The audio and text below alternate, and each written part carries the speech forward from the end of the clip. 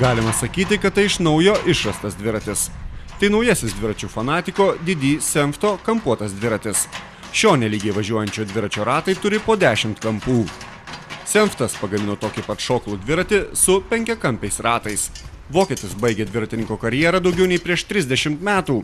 Tačiau jis vis tiek kasmet sukuria po 2 beprotiškus dviračius.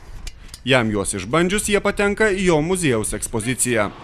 Praeitie jam teko važiuoti milžiniškų dviračių gitara, o šį triratį jį įkvėpė sukurti 2006-aisiais Vokietijoje vykęs pasaulio futbolo čempionatas. Per dešimtmečius aš pasiekiau daugybę pasaulio rekordų ir pagaminau keletą tikrai beprotiškų dviračių, kurių ratai turėjo po 10, 5, 4, 3 arba 2 kampus. Rato su vienu kampu pagaminti neįmanoma. Pagaminti dviračiai išgarsino Senftą.